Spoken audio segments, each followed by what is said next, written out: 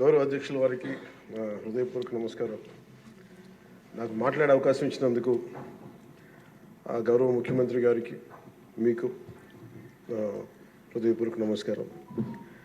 నేను గవర్నర్ గారి ప్రసంగానికి మనస్ఫూర్తిగా పార్టీ తరపు నుంచి నా తరపు నుంచి మనస్ఫూర్తిగా దానికి మద్దతు తెలుపుతూ ధన్యవాదాలు తెలియజేసుకున్నాను అధ్యక్ష. ఇక్కడున్న ఎక్కువ మంది చాలా సీనియర్ నాయకులు, మోస్ట్ ఆఫ్ దెమ్. నాకు ఇలాంటి సెషన్స్ ఎలా ఉంటాయో నాకు తెలియదు. ఫస్ట్ టైం నేను అంటే గొడవ ఎలా ఉంటుంది అసెంబ్లీలో నాకు తెలియదు. నాకు చాలా ఆశ్చర్యం కలిగింది ఏంటంటే నేను ఇట్లాంటి గొడవలు టీవీల్లో గతంలో తెలంగాణ నరసింహన్ గారు గవర్నర్గా ఉన్నప్పుడు ఉమ్మడి రాష్ట్రం అప్పుడు గొడవలు చూశాను, టీవీలో చూసామని. అట్లీస్ట్ దానికి ఒక కారణం ఉండిందో ఇంకో 100 విభేదించే పరిస్థితులు ఉన్నాయి. ఇక్కడ విభేదించడానికి ఏముందో నాకు తెలియలేదు. నేను అనుకుంటా ఉన్నాను అసలు ఇలా ప్రవర్తించవచ్చా అని, ఇలా చేయొచ్చా అని. అంటే ఇది leaders should lead by example కదా. రాష్ట్రానికి ప్రథమ పౌరులైన గవర్నర్ గారు ఇలా ఈ స్థాయిలో ఉండి ఆయన మర్యాదపూర్వకంగా వచ్చి మన బడ్జెట్, మన రాష్ట్ర విధానాలని ఆయన ప్రవేశపెట్టి మాట్లాడుతూ ఉంటే గౌరవించే విధానం ఇదేనా అని అనిపించింది. సో నేను మనోహర్ గారితో మాట్లాడుతాను, మా సహచరులను, మన సివిల్ సప్లైస్ మినిస్టర్ గారితో.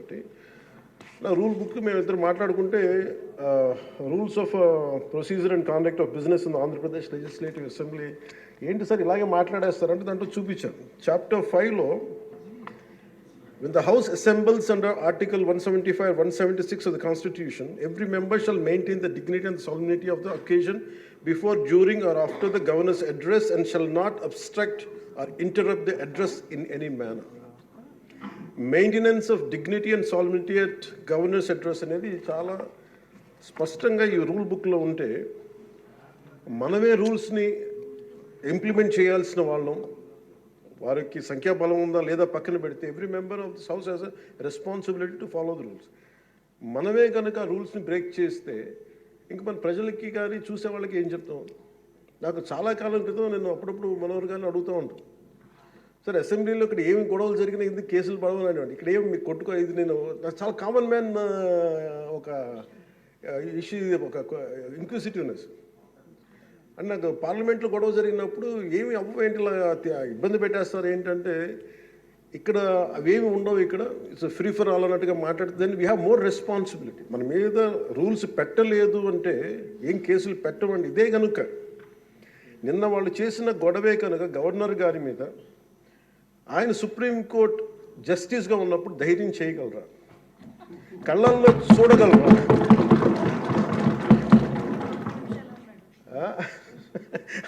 నాకు అదే అనిపించింది. అంటే గౌరవించాల్సింది పోయి ఈ విధానం ఏంటనిపించింది. నిన్న టీవీ వాళ్ళని అడిగారు, మీరు వీళ్ళ వైసీపీ నాయకులు ఇలా మాట్లాడారు కదా, మీ ఇదేంటి అని. YCP synonym for ruckus. అంటే గొడవకు కానీ బూతులు కానీ వాళ్ళు పర్యాయ పదం అయిపోయారు.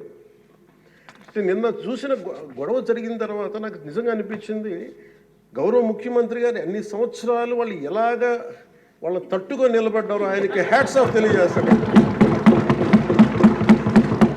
అది ఎంత గట్స్ ఉండాలి, ఎంత దమ్ము ఉండాలి, ఎంత ధైర్యం ఉండాలి. అలాగే నాకు నిన్న గొడవలు జరుగుతుంటే నాకు అనిపించింది, నాకు ఇవే గుర్తొచ్చినాయి అధ్యక్ష. వాళ్ళు ఎప్పుడైతే పేపర్లు విసిరేసి అక్కడ దాకా వచ్చారో నాకు గుర్తొచ్చింది వివేకానంద రెడ్డి గారి హత్య గుర్తొచ్చింది. అంటే వాళ్ళ విధ్వంస విధానం చూసి. అలాగే ప్రజావేదికని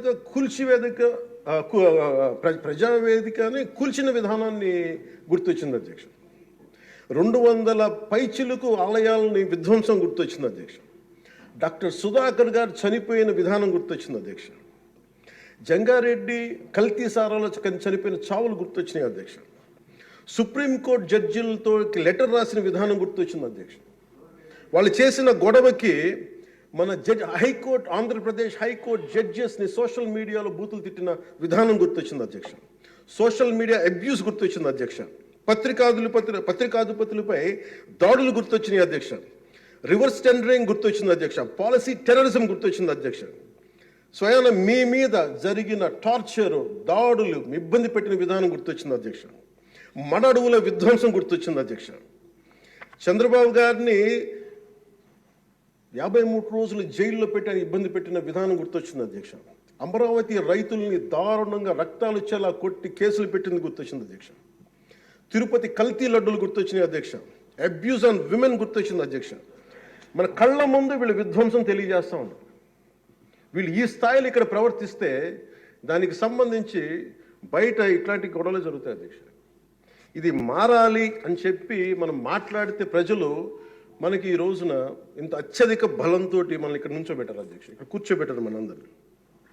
దీనికి గౌరవ ముఖ్యమంత్రి గారు ప్రదేశాలు చెప్తూ ఉంటారు. అలాగే ఇది మినిమం గవర్నమెంట్, ఇది మన నరేంద్ర మోదీ గారు చెప్తారు, గౌరవ ప్రధానమంత్రి, minimum government and maximum governance అని.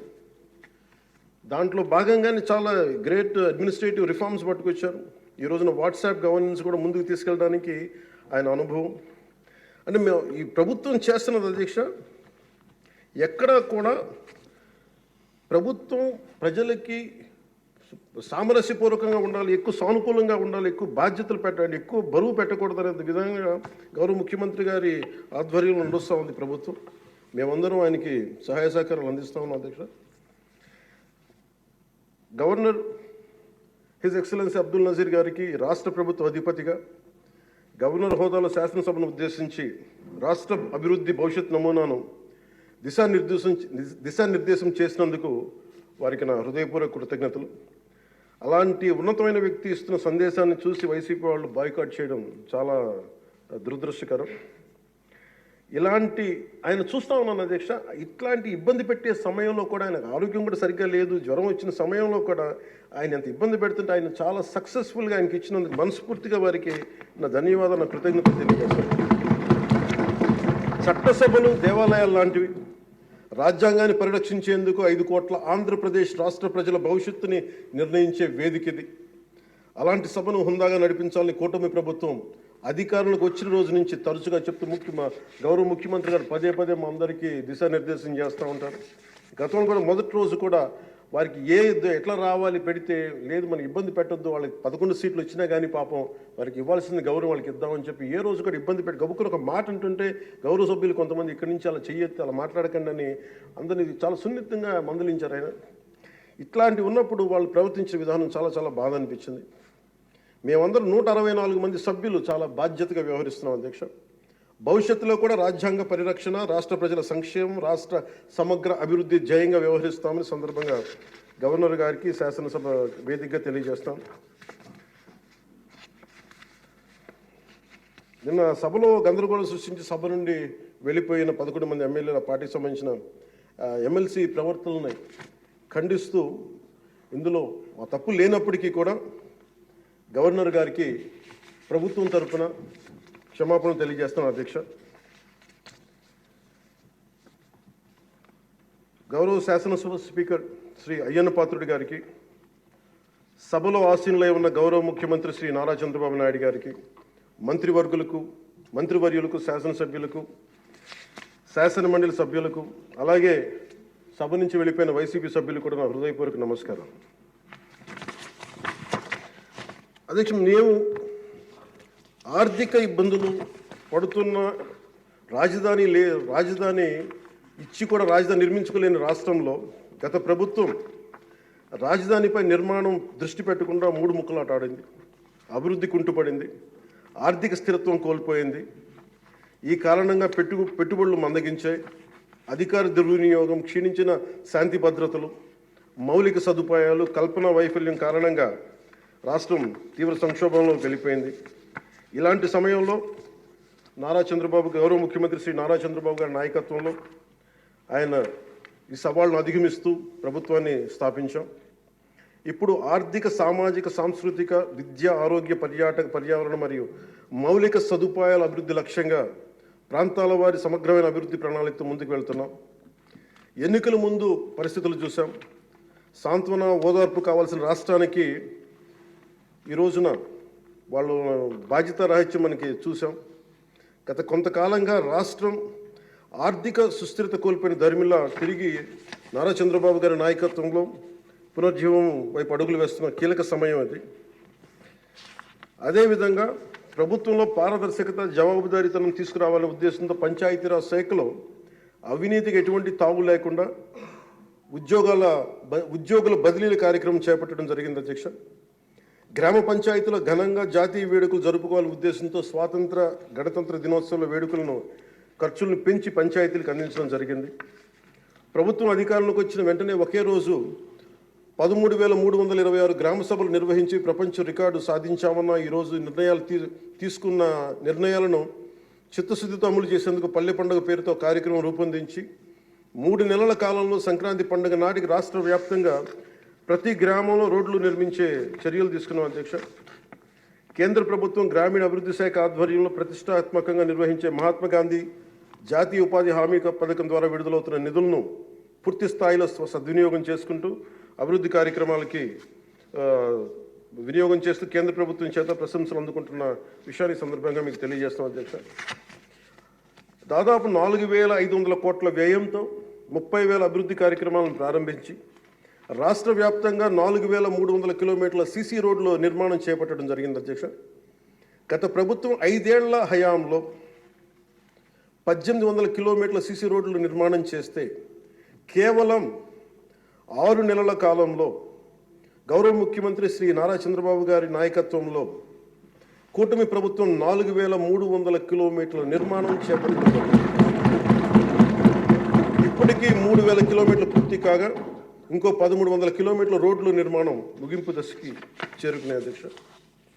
ఇవే కాకుండా పాడి రైతుల ఆదాయాన్ని పెంచేలా, పాడి పశువులకి రక్షణ కల్పించే ఉద్దేశంతో రాష్ట్ర వ్యాప్తంగా 22,500 గోకులాలని నిర్మాణం చేపట్టడం జరిగింది అధ్యక్ష. గత ప్రభుత్వం 5 ఏళ్ల కాలంలో కేవలం 268 మినీ గోకులాలు మాత్రమే నిర్మించింది అధ్యక్ష. వాళ్ళు 5 సంవత్సరాల కాలంలో వాళ్ళు నిర్మించింది 268 మినీ గోకులాలు అధ్యక్ష. ఎన్డీఏ ప్రభుత్వం నారా చంద్రబాబు గారి నాయకత్వం వచ్చింది 22,500 గోకులాలు మేము నిర్మాణం చేపట్టడం జరిగింది. అలాగే పంచాయతీరాజ్ శాఖ నుంచి ప్రత్యేకించి గత ప్రభుత్వం ప్రతి శాఖలో కూడా అవినీతిని, నిధుల మళ్లింపు, దుబారా ఖర్చులు, నిర్లక్ష్య ధోరణి, భవిష్యత్ అవసరాలపై దృష్టి పెట్టకపోవడం వంటి కారణాలతో రాష్ట్ర భవిష్యత్తు వెనక్కి వెళ్ళింది అధ్యక్ష. దాని మీద గవర్నర్ గారి ప్రసంగం గ్రామీణాభివృద్ధి ప్రాముఖ్యత గురించి చాలా బలంగా నొక్కి చెప్పారు. రాష్ట్ర అభివృద్ధి గ్రామాలే బలమైన పునాదికి ఈ ప్రభుత్వం నమ్మి ఆచరించి చూపిస్తుంది. గ్రామ సభల నిర్వహణ, ఉపాధి హామీ పనులు, గ్రామీణ మౌలిక వనరుల అభివృద్ధి, తాగునీటి సరఫరా, పారిశుద్ధ్య సౌకర్యాల ఒక ఉద్యమంగా పల్లి పండుగని ముందుకు తీసుకెళ్తున్నాం అధ్యక్ష. ఈ ప్రయత్నాల ద్వారా విజన్ 2047కి అనుగుణంగా మన రాష్ట్రంలోనే దేశంలోనే నెంబర్ 1 లక్ష్యంగా నిలబెట్టాలని మనస్ఫూర్తిగా మేమందరం కృషి చేస్తున్నాం అధ్యక్ష. అదేవిధంగా రాష్ట్రంలో ప్రతి ఇంటికి స్వచ్ఛమైన తాగునీరు అందించేందుకు, ప్రతి ఇంటికి పంప్ కనెక్షన్, నీటి కనెక్షన్ ఇవ్వాలనే ఉద్దేశంతో కేంద్ర జలశక్తి సహకారంతో ఆధ్వర్యంలో చేపట్టిన జల్ జీవన్ మిషన్ గత ప్రభుత్వం నిర్వీర్యం చేశారు. దాన్ని ఎక్కడ పైప్ లైన్లు వేస్తున్నాం, ఎందుకు వేస్తున్నాం కూడా తెలియకుండా నీటి వనరులు లేని చోట పైప్ లైన్లు వేశారు. అలా నిధులను చాలా దుర్వినియోగం జరిగింది. ఇప్పుడు దాన్ని ముందుకు తీసుకెళ్తున్నాం అధ్యక్ష. అలాగే మేము వచ్చినప్పుడు ఎన్నికల సమయంలో కుల గణన మాత్రమే కాదు, యువతలో నైపుణ్య గణన జరగాలని మేమందరం కోరుకున్నాం అధ్యక్ష, గౌరవ ముఖ్యమంత్రి గారి ఆధ్వర్యంలో. దాని ప్రకారమే విద్యాశాఖ మంత్రి, హెచ్ఆర్డి మినిస్టర్ శ్రీ గౌరవ మంత్రివర్యులు శ్రీ నారా లోకేష్ గారి ఆధ్వర్యంలో ఈ రోజున ఇక్కడ మనకి మంగళగిరిలో దాన్ని పైలట్ ప్రాజెక్టుగా ఈ స్కిల్ డెవలప్మెంట్కి సంబంధించిన సెన్సస్ జరుగుతూ ఉంది అధ్యక్ష. మనస్ఫూర్తిగా వారికి నా ధన్యవాదాలు కృతజ్ఞతలు తెలియజేస్తాను అధ్యక్ష. అలాగే ఆయన నాయకత్వంలో వీసీల నియామకం 10 మెరిట్ ఓరియంటెడ్, బీసీలని కాదు అన్ని కులాలకి న్యాయం జరిగేలాగా దాదాపు 10 మంది మెరిట్ ఓరియంటెడ్ వీసీలు నియమించింది. మనస్ఫూర్తిగా వారికి నా అభినందనలు తెలియజేస్తాను అధ్యక్ష. అదేవిధంగా సామాన్యులకి వైద్య ఖర్చులు భారం కాకూడదనే ఉద్దేశంతో ఎన్నికలు ఇచ్చిన హామీ ప్రకారం 25 లక్షలు, 2.5 లక్షల నుంచి 25 లక్షల ఆరోగ్య బీమా అందించే లక్ష్యంతో ప్రణాళికను సిద్ధం చేస్తున్నందుకు మనస్ఫూర్తిగా ముఖ్యమంత్రి గారికి నా ధన్యవాదాలు తెలియజేస్తాను. ఇందులో భాగంగా గత ప్రభుత్వం 1,000 రూపాయలు పెన్షన్ పెంచడానికి 5 ఏళ్ల సమయం తీసుకుంటే కూటమి ప్రభుత్వం అధికారంలో వచ్చిన నెల రోజుల్లోనే గౌరవ ముఖ్యమంత్రి శ్రీ నారా చంద్రబాబు నాయుడు గారి నాయకత్వంలో 1000 రూపాయలు పెన్షన్ పెంచి ప్రభుత్వ యంత్రాంగంలోనే 1వ తేదీనే పెన్షన్ల పంపిణీ కార్యక్రమాన్ని చాలా దిగ్విజయంగా పూర్తి జరుగుతుంది. అలాగే ఆడబిడ్డలకు ఇచ్చిన మాట నిలబెట్టుకుంటూ సంవత్సరానికి 3 ఉచిత గ్యాస్ సిలిండర్లని అందజేస్తున్నాం అధ్యక్ష. అలాగే భారత సంస్కృతి మూలం వసుదైక కుటుంబం. ప్రకృతితో మనుషులతో పాటు సకల చరాచర జీవజాలం చెట్లు పరిరక్షించుకోవాలనే లక్ష్యంతో అటవీ పర్యావరణ శాఖ దృఢ సంకల్పంతో పనిచేస్తున్న అధ్యక్ష. రాష్ట్రంలో పచ్చదనాన్ని 50% పెంచే ఉద్దేశంతో రాష్ట్ర వ్యాప్తంగా సుదీర్ఘకాలం జీవించే దేశీయ మొక్కల్ని పెంపకం చేపట్టడం జరిగింది. అలాగే ప్రత్యేక దృష్టి మనకి మన్యం, పార్వతీపురం, చిత్తూరు జిల్లాలో కూడా అటవీ ఏనుగుల నుండి రైతులు తరచుగా ఎదుర్కొంటున్న సమస్యలను పరిష్కరించేందుకు కర్ణాటక రాష్ట్ర ప్రభుత్వంతో కూడా forest minister Karnataka forest minister Eshwar Khandre గారికి కూడా నేను వెళ్ళి కలవడం జరిగింది అధ్యక్ష. వారికి మనకు సంబంధించి ఇక్కడ టీమ్ చేయడానికి అక్కడ కుంకి ఏనుగుల్ని మనకి తీసుకొచ్చేందుకు మనం చర్యలు తీసుకుంటా ఉన్నాం అధ్యక్ష. ఈరోజు నిన్న రాత్రి ముఖ్యంగా చిత్తూరు మన అన్నమయ్య జిల్లాలో జరిగింది. చాలా బాధ కలిగిన తర్వాత 3 చనిపోయారు. దీనికి ప్రత్యేకంగా ఇప్పుడే సమీక్ష నిర్వహించి వస్తున్నాను అధ్యక్ష. ఇది మీ ద్వారా ప్రజలందరికీ కూడా తెలియజేయాలనుకుంటుంది ఏంటంటే, కొన్ని ప్రత్యేకమైన ఈ దేవాలయాలు కానీ కొన్ని అటవీ దాని కింద ఉన్నాయి అటవీ భూభాగము. నిన్న జరిగిన ఇన్సిడెంట్ అధ్యక్ష, అది రెగ్యులర్ రూట్ వాళ్ళు వాడలేదు అధ్యక్ష. ముఖ్యంగా ఫారెస్ట్ డిపార్ట్మెంట్ చెప్పింది ఏంటంటే, మీరు షార్ట్ కట్ కోసం ఎక్కడైతే ఏనుగులు ఉంటాయో అటు సైడ్ వెళ్ళారు అధ్యక్ష. ఆ వెళ్ళిన వ్యక్తి కూడా గతంలో అతని మీద రెడ్ శాండర్డ్స్ స్మగ్లింగ్ చేసే వ్యక్తి, అతను నాకు తెలిసి ఈ రూట్ అని చెప్పి దాదాపు 30 మందిని తీసుకెళ్ళండి అధ్యక్ష. అందుకని ఒక చిన్న ఏనుగు ఉంటే ఒక గున్న ఏనుగు లాంటిది, దాన్ని అది చూసి దాన్ని పంపించేయడానికి అరిస్తే మిగతా పెద్ద ఏనుగు వచ్చి దాడి చేసిన అధ్యక్ష. అందుకు ప్రత్యేకించి ఈ ఏనుగులు సంచరించే ప్రాంతాల నుండి ప్రజలందరికీ కూడా మీ ద్వారా నేను తెలియజేస్తుంది, మీరు ప్రిస్క్రైబ్డ్ రూట్స్లోనే మీరు దయచేసి ఫారెస్ట్ ఎవరైతే నిర్దేశించిన రహదారులోనే వెళ్ళండి మీరు అని చెప్పి మీరు దయచేసి మీ ఉద్దేశం తెలియజేస్తాం. లేదంటే అవి వాటి ఉంటున్న ఏరియాలోకి మన ప్రాంతాల్లోకి వెళ్ళి మనం ఆపదను కొని తెచ్చుకుంటామని మీకు తెలియజేస్తూ వాళ్ళకి ప్రజలు కూడా దీన్ని తెలుసుకోవాలని మీ ద్వారా తెలియజేస్తాం అధ్యక్ష. ప్రభుత్వం వచ్చిన వెంటనే గత ప్రభుత్వం అటవీ శాఖ మంత్రిగా పనిచేసిన వాళ్ళు కూడా 77 ఎకరాలు అధ్యక్ష, 77 ఎకరాల అటవీ భూమిని వాళ్ళు అన్యాక్రాంతం జరిగింది అధ్యక్ష. గౌరవ ముఖ్యమంత్రి నారా చంద్రబాబు గారి నాయకత్వంలో తిరిగి 77 ఎకరాలను మనం సీజ్ చేయడం జరిగింది అధ్యక్ష. తిరిగి దానికి తగ్గ శిక్షలు పడేలాగా చర్యలు తీసుకుంటాం అధ్యక్ష. గత ప్రభుత్వం తరచుగా ఎర్రచందనం స్మగ్లింగ్ గురించి వింటూ ఉండేవాళ్ళం. విదేశాల్లో ఎన్నోసార్లు మన రాష్ట్ర సంపద నుంచి ఎర్రచందనం పట్టుబడింది. ఉదాహరణకి మీకు ఒక సంఘటన చెప్తాను అధ్యక్ష. ఎంత నెగ్లిజెంట్గా ఉన్నారంటే, నేను కుంకి ఏనుగుల గురించి కర్ణాటకకి వెళ్ళాను అధ్యక్ష. వెళ్తే అక్కడ కర్ణాటక ఫారెస్ట్ డిపార్ట్మెంట్ వాళ్ళు చెప్తుంది ఏంటంటే, వాళ్ళకి థ్యాంక్ యూ చెప్తున్నారు. థ్యాంక్ యూ అని మీ వల్ల 125 కోట్ల ఆదాయం వచ్చిందని చెప్తున్నారు మీ ఆంధ్రప్రదేశ్ వల్ల. నాకు అర్థం కాలేదు ఏంటి సార్ అంటే, మనకి పచ్చని మన ఎర్రచందనం చెట్లు కొట్టేసి కర్ణాటకకి వెళ్ళిపోయినాయి. అక్కడ కర్ణాటక ఫారెస్ట్ డిపార్ట్మెంట్ వాళ్ళు పట్టుకొని దాన్ని వాళ్ళు స్వాధీనం చేసుకొని 2 విడతలుగా ఒకసారి 100 కోట్లు ఇంకోసారి 25 కోట్లు మన ఎర్రచందనాన్ని స్వాధీనం చేసుకొని వాళ్ళు ట్రెజరీలోకి జమ అయింది అధ్యక్ష. మన ఫారెస్ట్ డిపార్ట్మెంట్ అధికారులు కూడా తెలియదు అధ్యక్ష. ఇంకా ఆయన అటవీ శాఖ మంత్రి గురించి చెప్పకలే, 77 ఎకరాలు స్వాధీనం చేసుకున్నారు కాబట్టి అనేకనంతం జరిగిపోయింది, ఆయన పట్టించుకునే మైండ్లో లేడండి. అంటే ఇంత అడ్డగోలు దోపిడీ జరిగింది అధ్యక్ష. మన ఫారెస్ట్ డిపార్ట్మెంట్ కూడా నేను అడిగే వరకు నేను వెళ్ళి ఆ రోజు రివ్యూ చేయకుండా ఉండుంటే, ఆ రోజు వెళ్లకుండా కానీ ఉండుంటే ఈ విషయం ఎప్పటికీ బయటకు వచ్చినది కాదు అధ్యక్ష. ఇలాంటి ఎన్ని జరిగినాయో కూడా దీని మీద గౌరవ ముఖ్యమంత్రి గారు ప్రత్యేకించి, ఇది లా అండ్ ఆర్డర్ సంబంధించిన విషయం కూడా కాబట్టి మీరు ప్రత్యేక దృష్టి పెట్టాలి ఫారెస్ట్ డిపార్ట్మెంట్ అనేది కూడా నేను మీ దృష్టికి తీసుకొస్తాను గౌరవ స్పీకర్ వారి ద్వారా. అలాగే వన్యప్రాణుల సంరక్షణ, వాటి ఆక్రమణ వేటను నిషేధించేందుకు అటవీ శాఖ చాలా కఠినంగా వ్యవహరిస్తుంది అధ్యక్ష.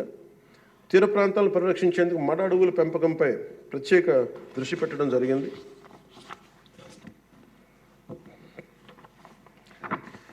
గౌరవ ముఖ్యమంత్రి గారికి దాదాపు ఒక 2 నెలల క్రితం వారి దృష్టికి వెళ్ళిన అధ్యక్ష, వారి దృష్టికి కొన్ని విషయాలు తీసుకొచ్చాను.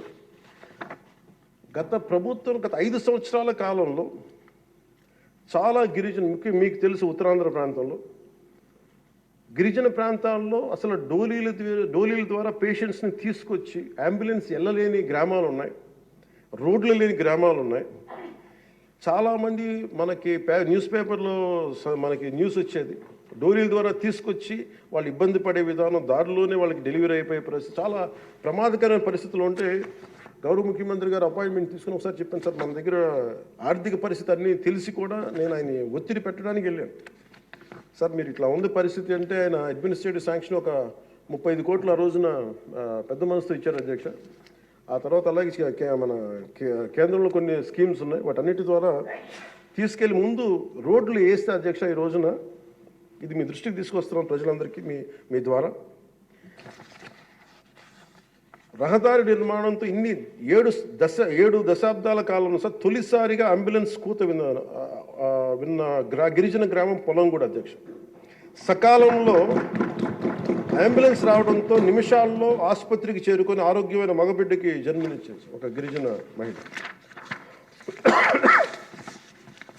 గత ప్రభుత్వ హయాంలో గ్రామీణ అభివృద్ధి కోసం కేటాయించిన నిధులను దారి మళ్లించడం కారణంగా ప్రజల అభివృద్ధికి నోచుకోలేకపోయారు అధ్యక్ష. కానీ గత ప్రభుత్వ తప్పిదాలను సరిచేస్తూ అధికారులకు వచ్చిన రోజు నుండి గ్రామీణ అభివృద్ధి లక్ష్యంగా వికసిత్ భారతంలో ఏ ఒక్క గ్రామం కూడా అభివృద్ధికి స్వర్ణాంధ్ర ఉన్న ఏ గ్రామం కూడా అభివృద్ధికి దూరం కాకూడదు అన్న సంకల్పంతో గౌరవ ముఖ్యమంత్రి శ్రీ నారా చంద్రబాబు నాయుడు గారి నేతృత్వంలో రాష్ట్ర ప్రభుత్వం కృత నిశ్చయంతో పనిచేస్తున్న అధ్యక్ష. గిరిజన గ్రామాలు, కొండ ప్రాంతాల్లో డోలీ మోతలు ఈ ముగింపు పలికే దిశగా ఆంధ్రప్రదేశ్ ప్రభుత్వం పంచాయతీరాజ్ గ్రామీణాభివృద్ధి శాఖ ఆధ్వర్యంలో చేపట్టిన మౌలిక సదుపాయాల కల్పనలో భాగంగా శ్రీకాకుళం జిల్లా కొత్తూరు మండలం గుట్టుపల్లి నుండి పొలంగూడ వరకు నూతన బీటీ రోడ్డు నిర్మాణం కొరకు మహాత్మా గాంధీ జాతీయ ఉపాధి హామీ పథకం కింద 21-22 ఆర్థిక సంవత్సరంలో మంజూరు చేయడం జరిగింది అధ్యక్ష. దీనిని సీతంపేట గిరిజన సంక్షేమ ఇంజనీరింగ్ డిపార్ట్మెంట్ ఏజెన్సీ పని పూర్తి చేయాల్సి ఉంది. నూతన ప్రభుత్వం ఏర్పడిన తర్వాత అధికార యంత్రాంగంతో సమీక్షలు నిర్వహించి ఏ రోడ్లు అయితే చేయలేదో కొన్ని రోడ్లని ప్రత్యేకించి ఒక రోడ్డుని ఎన్నుకొని ఈ రోడ్డు నిర్మాణం పూర్తి చేసేందుకు కావాల్సిన చర్యలు తీసుకోవడం జరిగింది అధ్యక్ష. 2024 డిసెంబర్ నెలలో 2.5 కిలోమీటర్ల బీటీ రోడ్డు నిర్మాణం మొదలుపెట్టి 2025 జనవరి నెలాఖరు నాటికి ఈ నిర్మాణం పూర్తి చేయడం జరిగింది అధ్యక్ష. ఇది వేరువేరు మండలాలు, జిల్లాలు కలిపేందుకు ఈ మార్గం ఉపయోగపడటం వల్ల పొలంగూడ నుండి సీతంపేటకు వచ్చేందుకు దాదాపు 25 కిలోమీటర్ల ప్రయాణ దూరం తగ్గింది అధ్యక్ష. రోడ్డు నిర్మాణ కారణంగా 23 ఫిబ్రవరి 2 రోజుల క్రితం 25 నాడు తొలిసారిగా ఇందాక మీకు చెప్పినట్టుగానే అంబులెన్స్ కూతురు గ్రామ ప్రజలు విన్నారు అధ్యక్ష.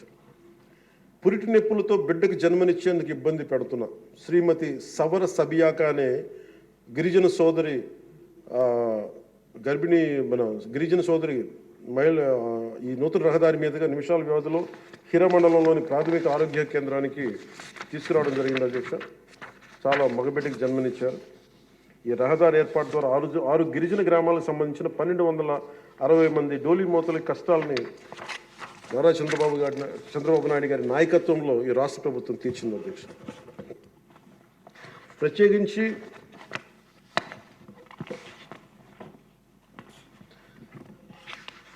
ప్రధానమంత్రి గారికి ప్రత్యేక ధన్యవాదాలు మనందరికీ తెలియజేయాల్సిన, గౌరవ సభ్యులందరికీ తెలియజేయాల్సిన బాధ్యత ఉంది. ఆంధ్రప్రదేశ్ గత వారి పాలనలో, వైసీపీ పాలనలో నలిగిపోతున్న దశలో ఏ ఒక్కరికి కూడా నేను ఎంత నిర్లక్ష్యంగా, ఎంత దుర్మార్గంగా ప్రవర్తించిన విధానం ఇక్కడే చట్టసభలో అలా ప్రవర్తిస్తుంది. రియల్ లైఫ్లో మీకు వాస్తవానికి వాళ్ళు ఎలా చేశారో తెలుసు. ఇలాంటి పరిస్థితుల్లో ఇంకొకసారి వాళ్ళ ప్రభుత్వం వస్తే పరిస్థితులు ఏమవుతాయి? దాదాపు సుదీర్ఘ 4 దశాబ్దాల అనుభవం ఉన్న ఆయన్నే, గౌరవ ముఖ్యమంత్రి గారిని 53 రోజులు జైల్లో పెట్టి యువ నాయకులు, ఐటీ మంత్రివర్యులు వారు నారా లోకేష్ గారిని కూడా జైల్లో పెట్టడానికి ఇబ్బందులు పెట్టి ప్రయత్నాల్లో మనకి అచ్చెన్నాయుడు గారు, గౌరవ మంత్రి అచ్చెన్నాయుడు గారిని ఇబ్బంది పెట్టిన విధానం ఇక్కడ మొదటి మీరు వచ్చినప్పుడు ఎంతమంది ఇబ్బంది పడ్డారు అంటే మొత్తం దాదాపు 90% హౌస్ చేతులు ఎత్తారు అధ్యక్ష. ఆ రోజున అలాంటి పరిస్థితుల నుంచి నేను కోరుకుంది ఒకటే అధ్యక్ష, ఆ రోజున ఆంధ్రప్రదేశ్ 5 కోట్ల మంది ప్రజలకి మేము అండగా ఉండాలి, దానికి ఏమి చేయాలని చెప్పి ఎక్కడా కూడా ఓట్లు చీలకూడదని చెప్పిన తర్వాత చెప్తే నన్ను తిట్టలేదు, తిట్టు లేదు అధ్యక్ష, అందరూ తిట్టారు. కానీ ఈరోజు నాకు ఆనందం ఏముందంటే అధ్యక్ష, ఈ రోజున గౌరవ ప్రధానమంత్రి నరేంద్ర మోదీ గారి దృష్టికి తీసుకెళ్ళి, కేంద్ర నాయకత్వానికి తీసుకెళ్ళి ఆ రోజున మాకు ఇది కావాలి, మీరు చెయ్యాలి అని చాలా ఇంపాసిబుల్ టాస్క్లు అడిగాం అధ్యక్ష ఆ రోజున. ముఖ్యంగా విశాఖ స్టీల్ ప్లాంట్ అధ్యక్ష. విశాఖ స్టీల్ ప్లాంట్ అధ్యక్ష మీకు తెలిసిందే ఇది, కానీ ఒకసారి మన అందరం కూడా దీన్ని గుర్తు చేసుకోవాల్సిన అవసరం చాలా ఉంది అధ్యక్ష. ఇది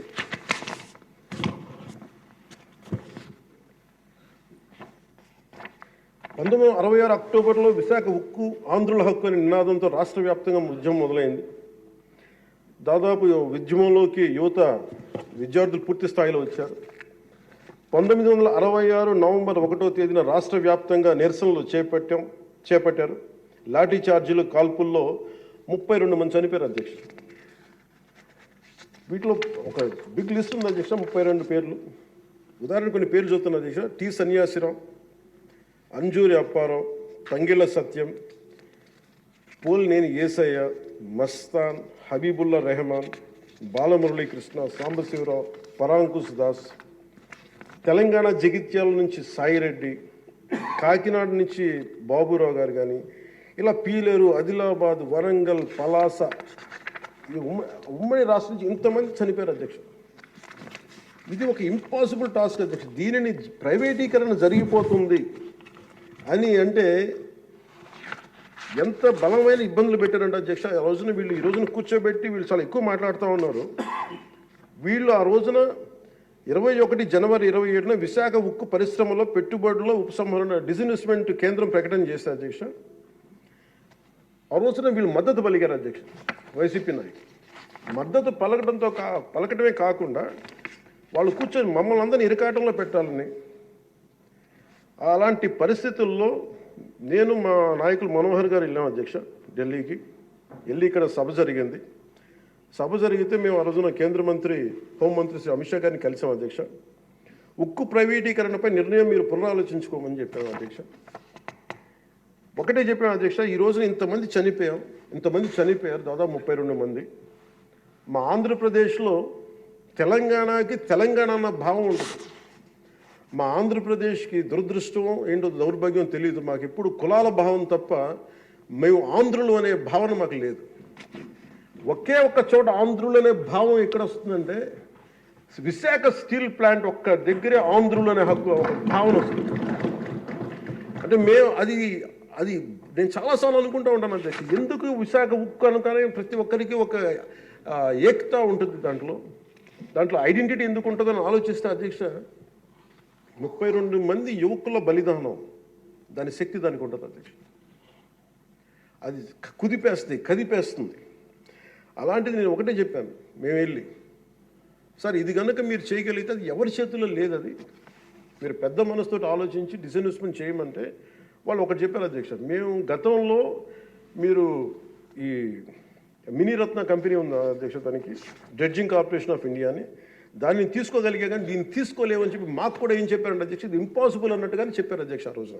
కానీ నేను 2 చేతులు జోడించి మా ప్రయత్నం మేము చేసాం అధ్యక్ష. అదృష్టవశాత్తు గౌరవ ముఖ్యమంత్రి గారు ముందుకు తీసుకెళ్లారు అధ్యక్ష. ఈ ప్రపోజల్ని చాలా బలంగా తీసుకెళ్లారు ఆయన. అదే ప్రభుత్వం నిన్న అంత గొడవ చేసిన నాయకులు నిన్న వాళ్ళు ఏం చేశారంటే అధ్యక్ష, గతంలో దానిని స్టీల్ ప్లాంట్ని ప్లాట్గా ముక్కలేసి అమ్ముకోవడానికి సిద్ధపడిపోయారు అధ్యక్ష. Really it's a shame. నేను మొన్న స్టీల్ ప్లాంట్ సంఘాల నాయకులు నా దగ్గరికి వస్తే అడిగాను, ఆ రోజున మీరు అంత గోల చేశారు కదా, మీరు మేము ఉన్నప్పుడేమో ఇంత గోల చేస్తారు, గౌరవ ముఖ్యమంత్రి గారు ఉన్నప్పుడేమో ఇంత మీరు చాలా ప్రజాస్వామ్యం ఇంత గోల చేస్తారు, ఆ రోజు అతను ఉంటే ఒక్కళ్ళు నోరెత్తపరేంటే కొడతారని భయమా మీకు అన్నాను కామ్గా. అంటే ఇలాంటి పరిస్థితుల నుంచి ఈ రోజున మన స్టీల్ ప్లాంట్కి డిస్ఇన్వెస్ట్మెంట్ని ఆపి తిరిగి పెట్టుబడులు తీసుకొచ్చినందుకు మనకి భారతదేశ ప్రధానమంత్రి శ్రీ నరేంద్ర మోదీ గారికి ప్రత్యేక ధన్యవాదాలు తెలుపుతున్నాను.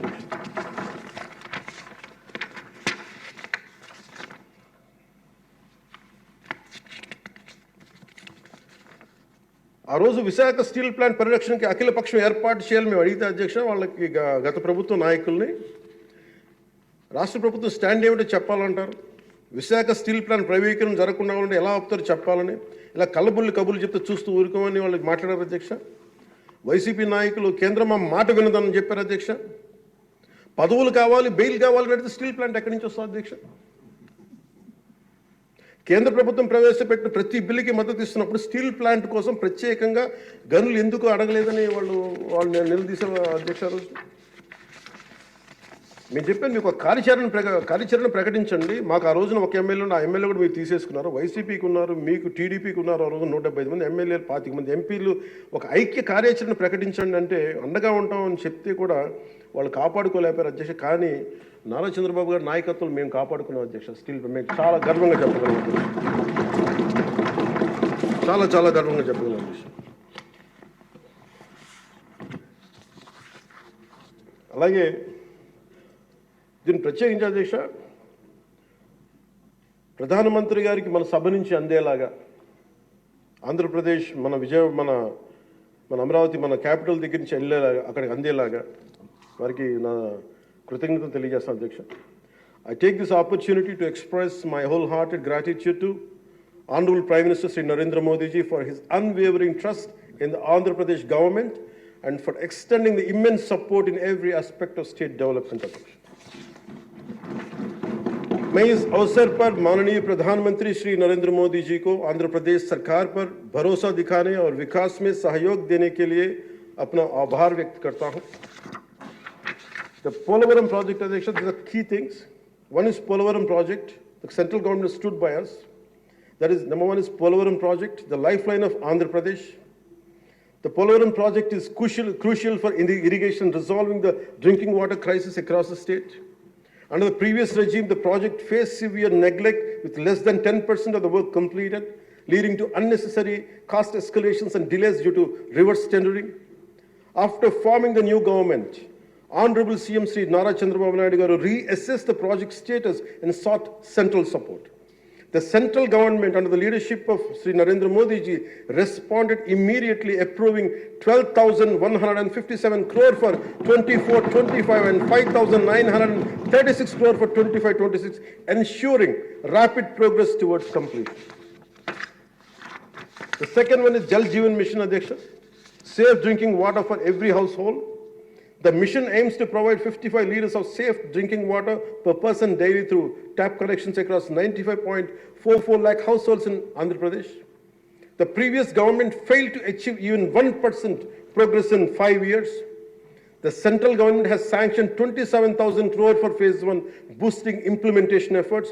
The Andhra Pradesh government also has requested 54,000 crore for phase 2 and successfully advocated for an extension of the mission till 2028. And we acknowledge and we thank Honorable Prime Minister Sri Narendra Modi. Another major development projects worth 2.8 lakh crores. On June 7th, from Visakhapatnam, Honorable PM Sri Narendra Modi ji inaugurated and announced 2,08,548 crore worth of development projects, including a Visakha railway zone, for strengthening and connectivity and boosting regional transportation, green hydrogen hub and bulk drug park, positioning Andhra Pradesh as an industrial core leader, Chris City in Krishnapatnam industrial area, Tirupati district, enhancing economic opportunities, various national highway and railway projects improving infrastructure and connectivity, Urvakal industrial corridor driving employment generation in Rayalaseema region and reducing migration.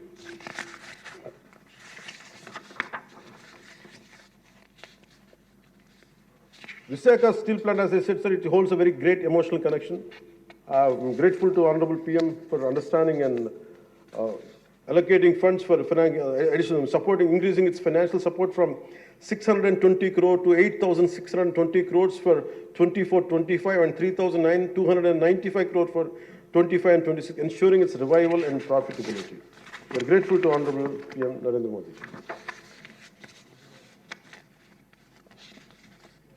The central government has actively promoted regional heritage through Man Ki Baat and pilgrimage rejuvenation and spiritual heritage augmentation drive initiative, which is called, in short, the acronym is PRASAD initiatives. Andhra Pradesh Wooden Toys Tableau won a national award at the Republic Day Parade, bringing national recognition to our Andhra Pradesh craftsmanship.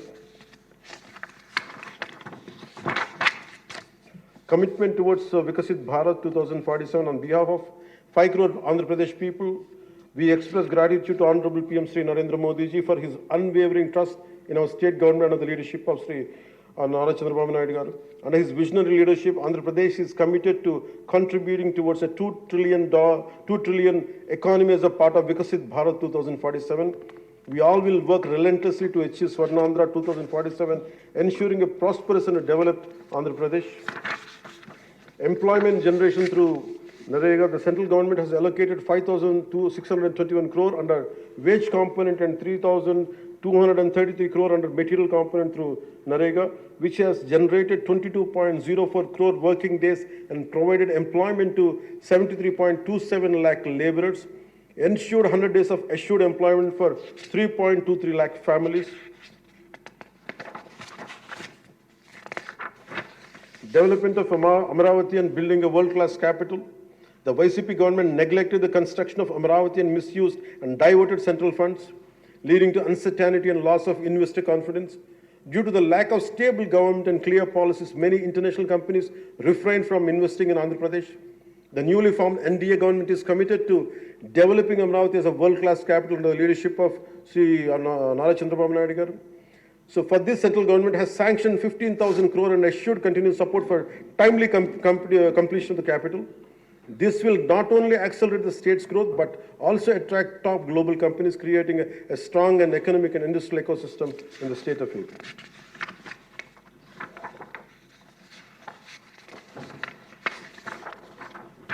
So once again, my sincere thanks to Honorable PM Sri Narendra Modi ji and all esteemed central ministers for their support in transforming Andhra Pradesh into a growth powerhouse.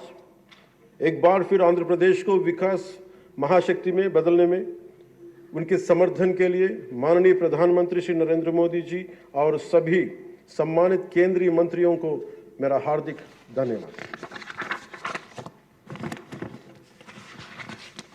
ఈ మాటలు మీకు చెప్పి సెలవు తీసుకున్న అధ్యక్ష, ముఖ్యమంత్రి శ్రీ చంద్రబాబు నాయుడు గారి సలహాలు సూచనలతో మేమందరం ముందుకెళ్తున్నాం అధ్యక్ష. అదేవిధంగా ఎన్ని ఆర్థిక ఇబ్బందులు ఉన్నప్పటికీ ఎన్నికల్లో ఇచ్చిన హామీలని చిత్తశుద్ధిగా చేసేలాగా నిరూపించుకుని మనకు పూర్తి చేసేలాగా ఒక్కొక్క అడుగు వేస్తూ రాష్ట్ర ప్రభుత్వం పనిచేస్తూ ఉంది. ఈ 5 కాలం పాటు అభివృద్ధికి దూరమైన రాష్ట్రాన్ని ఎలాగైనా సరే గాడిలో పెట్టాలి, యువతకు ఉపాధి అవకాశాలు కల్పించాలి, ప్రజలకి కనీసం మౌలిక సదుపాయాలు కల్పించాలి, రైతు కన్నీరు పెట్టిన రాష్ట్రంగా ఆంధ్రప్రదేశ్ను తీర్చిదిద్దాలి, రాష్ట్రంలో శాంతి భద్రతలు పరిరక్షించాలి, 2047 నాటికి స్వర్ణాంధ్రప్రదేశ్ సాధించి వికసిత్ భారత్లో $2 ట్రిలియన్ ఎకానమీగా అవతరించి కీలక పాత్ర పోషించాలని ఆకాంక్షిస్తూ ఈ రాష్ట్రం అడుగులు వేస్తున్న అధ్యక్ష.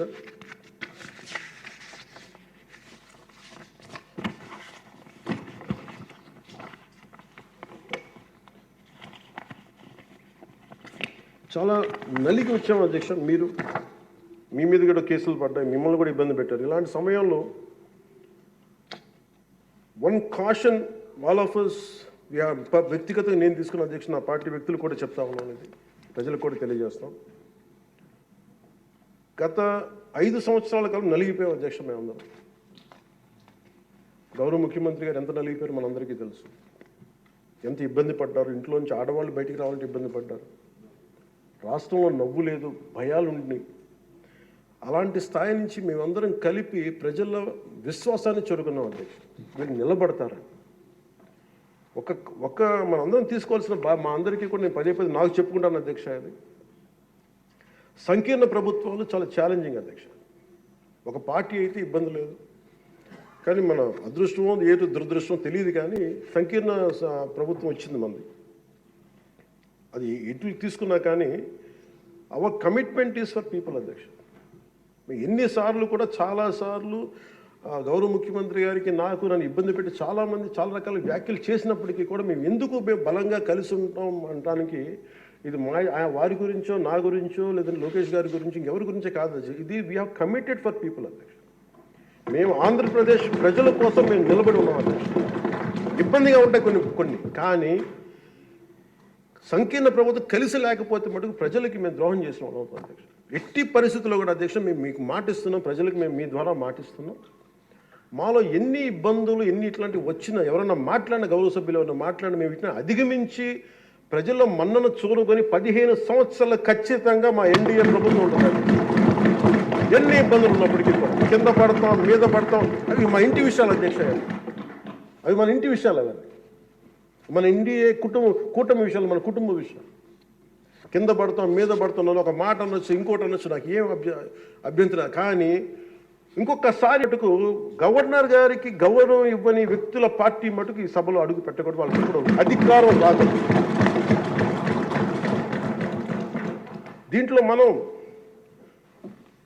ప్రజాస్వామ్యం కేవలం ఎన్నికల విజయాలతో పరిపూర్ణం కాదు అధ్యక్ష. మంచి పరిపాలన అందించాలంటే జవాబుదారీతనంతో కూడిన చర్చలు అవసరం అధ్యక్ష.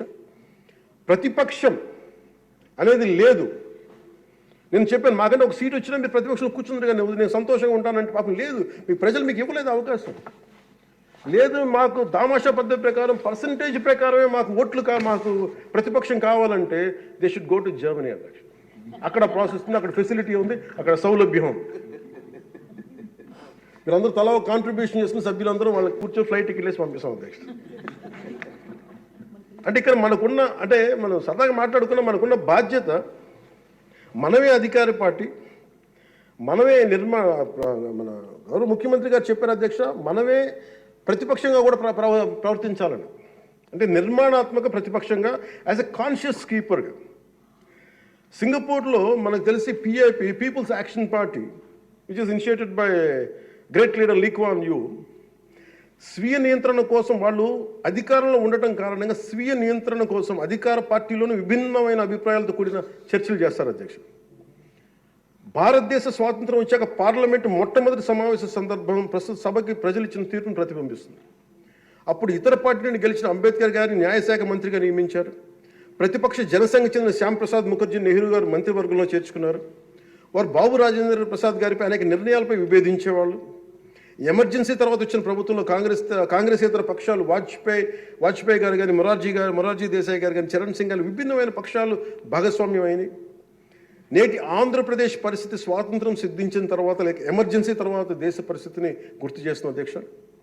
రెండో ప్రపంచ యుద్ధంలో కూడా బ్రిటన్కి జాతీయ ఐక్యత అవసరమైనందున లేబర్ పార్టీ నాయకుడు అట్లీ చర్చిల్ సంకీర్ణ మంత్రివర్గంలో మంత్రి అయ్యారు. మా పార్టీ, మా కూటమి పాత తరం విలువలతో కూడిన రాజకీయం చేస్తాం అధ్యక్ష. అందుకు ఈ ఇబ్బందుల్లో మేము నిలబడతాం. ఈ ఇలాంటి విపత్కర పరిస్థితుల్లో నేషనల్ రీకన్సిలియేషన్ క్యాబినెట్ అని అన్ని పక్షాలతో క్యాబినెట్ ఫామ్ చేస్తారు అధ్యక్ష. ఇప్పుడు మన రాష్ట్రంలో ఉన్నది స్టేట్ రీకన్సిలియేషన్ క్యాబినెట్ అని చెప్పొచ్చు అధ్యక్ష. ప్రతిపక్షంగా ఉండాల్సిన వాళ్ళు ముఖం చాటేస్తున్న ఈ సందర్భంలో అధికార పక్షం, ప్రతిపక్షం కూడా మేమే అధ్యక్ష. ఇది ఒక్కోసారి మాలో మేము, ఉదాహరణకి టీటీడీలో ఒక తప్పు జరిగింది అధ్యక్ష, చిన్నది పాలనా ఇష్యూ, అది కొన్ని ప్రాణాలు కోల్పోయాయి. ఆ రోజు నేను వాళ్ళందరికీ వెళ్ళి క్షమాపణ చెప్పాను అధ్యక్ష. దేనికంటే ఇది నాకు సంబంధం లేదు అని అనుకోవడం కాదు. మా సభ్యులు ఉన్నారు అక్కడ మన తిరుపతి. ఎందుకు క్షమాపణ చెప్పానంటే అధ్యక్ష, బాధల్లో ఉన్న వాళ్ళకి, ప్రాణాలు కోల్పోయిన వాళ్ళకి మనం తగ్గి మీ బాధలు మనం తిరిగి ప్రాణాలు తీసుకురాలేము అధ్యక్ష. కానీ మేము ఉన్నాం మీ బాధలను పంచుకోవడానికి. ఏదో కొంత ఊరట చెప్పకపోతే అధ్యక్ష, అది మనందరం తప్పు చేసిన వాళ్ళు అవుతుంది అధ్యక్ష. మనం ఆ రోజున తప్పు చెప్పకుండా ఉంటే, ఆ రోజు మనకి సారీ చెప్పకుండా కనుక ఉండుంటే అధ్యక్ష, వాళ్ళని బలం చేసిన వాళ్ళు అవుతాం, వాళ్ళ బలం పెంచిన వాళ్ళు అవుతాం అధ్యక్ష. ఎట్టి పరిస్థితుల్లో కూడా 11 సభ్యులుండి వాళ్ళు ఇంకా ఇంత గోల చేయగలుగుతారంటే వాళ్ళకి ఒకటి పెరిగితే ఎంత గోల చేస్తారో మనం అందరం కూడా ఆలోచించాల్సిన అవసరం. సో మన విభేదాలు విభేదాలు ఉంటాయి. ఒక తల్లికి పుట్టిన బిడ్డలకి విభేదాలు ఉంటాయి. మనందరం రకరకాల పార్టీల నుంచి వచ్చాం, రకరకాల పరిస్థితులు. కానీ మనందరం కమిట్మెంట్ ఫర్ ఎ వికసిత ఆంధ్రప్రదేశ్, స్వర్ణ ఆంధ్రప్రదేశ్. గౌరవ ముఖ్యమంత్రి గారు ఎందుకు నాకు అంత గౌరవం అంటే, ఒక పార్టీ నడపడం ఎంత కష్టం నాకు తెలుసు అధ్యక్ష.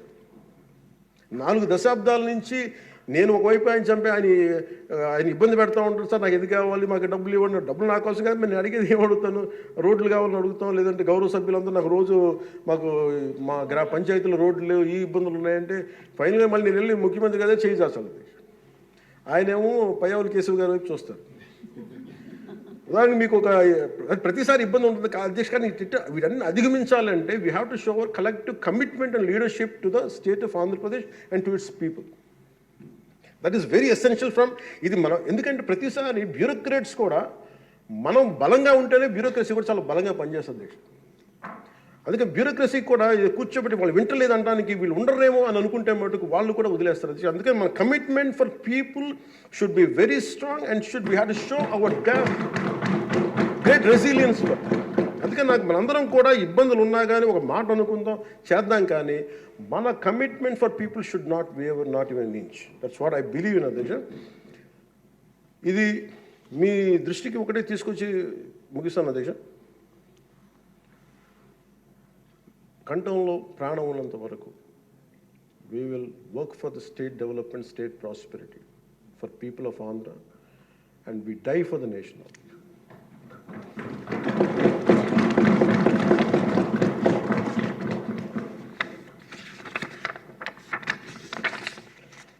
మరోమారు గౌరవ స్పీకర్ గారి ద్వారా గవర్నర్ గారికి మనస్ఫూర్తిగా ధన్యవాదాలు తెలియజేస్తూ, ఎప్పటికప్పుడు మీ సలహాలు సూచనలు అందిస్తూ ప్రభుత్వం నుంచి మంచి పరిపాలన అందించేందుకు సహకరిస్తానని ఆశిస్తున్నాను. ముగింపు వాక్యాలుగా ప్రధాని శ్రీ నరేంద్ర మోదీ గారి మాటల్ని గుర్తు చేసుకుంటున్నాం. Good governance with good intentions is a hall mark of a government. Implementation with integrity is our core passion. And ఈ మాటలు చెప్పి నేను ముగిస్తాను అధ్యక్ష. నాకు అవకాశం ఇచ్చిన గౌరవ స్పీకర్ గారికి, అలాగే గౌరవ ముఖ్యమంత్రి గారికి, గౌరవ సభ్యులందరికీ, పేరు పేరు అందరికీ, మంత్రివర్యులందరికీ ధన్యవాదాలు తెలియజేస్తున్నాను. జై హింద్.